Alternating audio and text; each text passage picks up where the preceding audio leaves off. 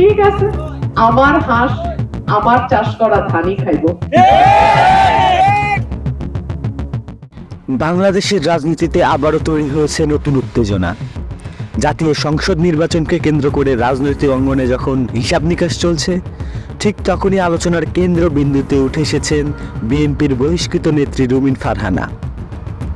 তিনি এবার স্বতন্ত্র প্রার্থী হিসেবে নির্বাচনে লড়ছেন। সাম্প্রতিক একটি জনসভায় তার একটি ভাষণকে ঘিরে চলছে আলোচনা। তিনি বলেন, আমার হাঁস মার্কা, আমার চাষ করা ধান মার্কাকেই খেয়ে ফেলব। এই বক্তব্যে ইতিমধ্যেই রাজনৈতিক অঙ্গনে তোলপাড় সৃষ্টি করেছে। এই আলোচিত নেত্রী দীর্ঘদিন ধরে বিএনপির রাজনীতির সঙ্গে যুক্ত ছিলেন।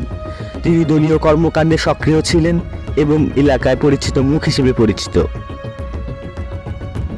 কিন্তু জাতীয় সংসদ নির্বাচনের দলীয় সিদ্ধান্তের বাইরে গিয়ে স্বতন্ত্র প্রার্থী হিসেবে মনোনয়ন জমা দেওয়ায় বিএনপি তাকে দল থেকে বহিষ্কার করে।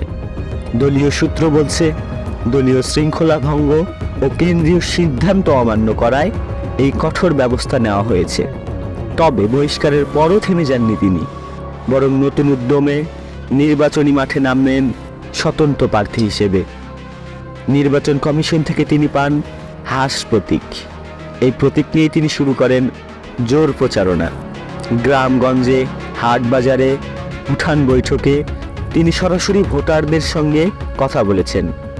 নির্বাচনী প্রচারণার সময় এক বক্তব্যে তিনি বলেন, আমার হাঁস আমার চাষ করা ধানই খাইব। হাল চাষ করলাম, বীজ দিলাম, ধান লাগাইলাম, ফসল কাটার সময় যদি মরুভূমি আসে কেমনটা লাগে।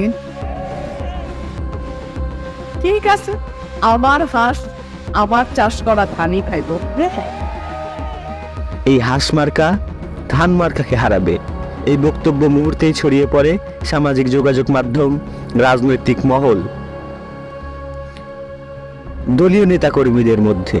অনেকে এটাকে দেখছেন বিএনপির বিরুদ্ধে সরাসরি চ্যালেঞ্জ হিসেবে। ধান প্রতীক মানে বিএনপির মূল ভোট ব্যাংক। হাঁস প্রতীক দিয়ে তিনি ইঙ্গিত দিয়েছেন বিএনপির ভোটারদের বড় একটি অংশ তার দিকেই চলে আসবে। অর্থাৎ তিনি নিজেকে বিএনপির বিকল্প শক্তি হিসেবে উপস্থাপন করতে চাইছেন। এই বক্তব্যে স্পষ্ট, তিনি শুধু নির্বাচনে অংশ নিচ্ছেন না, বরং বিএনপির অভ্যন্তরীণ শক্তির বিরুদ্ধে অবস্থান নিয়েছেন। এই ঘটনায় বিএনপি পড়েছে বড় চ্যালেঞ্জে, কারণ একই ভোট ব্যাংকে একাধিক প্রার্থী, বিদ্রোহী প্রার্থীদের কারণে ভোট বিভক্ত হওয়ার আশঙ্কা, দলীয় শৃঙ্খলা প্রশ্নবিদ্ধ হওয়া। রাজনৈতিক বিশ্লেষকদের মতে এই ধরনের বিদ্রোহী প্রার্থী বিএনপির আসন জয়ের সম্ভাবনা কমিয়ে দিতে পারে। বিশেষ করে যেখানে প্রতিদ্বন্দ্বিতা হাড্ডাহাড্ডি, সেখানে এই হাঁস বনাম ধান লড়াই বড় প্রভাব ফেলতে পারে। তবে এলাকাবাসীর মধ্যে মিশ্র প্রতিক্রিয়া দেখা যাচ্ছে। কেউ বলছেন তিনি সাহসী সিদ্ধান্ত নিয়েছেন, আমরা তাকে সমর্থন করি। আবার কেউ বলছেন দলের বিরুদ্ধে গিয়ে নির্বাচন করা ঠিক হয়নি। সোশ্যাল মিডিয়ায় চলছে তুমুল আলোচনা। কেউ মিম বানাচ্ছে, কেউ রাজনৈতিক বিশ্লেষণ দিচ্ছে, কেউ আবার কঠোর সমালোচনা করছে। সব মিলিয়ে বলা যায়, এই নির্বাচন শুধু ভোটের লড়াই নয়, এটি এখন হয়ে উঠেছে দল বনাম বিদ্রোহের লড়াই। হাঁস কি সত্যি ধান হারাতে পারবে, নাকি ধান আবার নিজের শক্ত অবস্থানে ফিরে যাবে? এ ব্যাপারে আপনার মতামত কমেন্ট বক্সে জানান। Ashiq Sheikh, Justice X Bangla.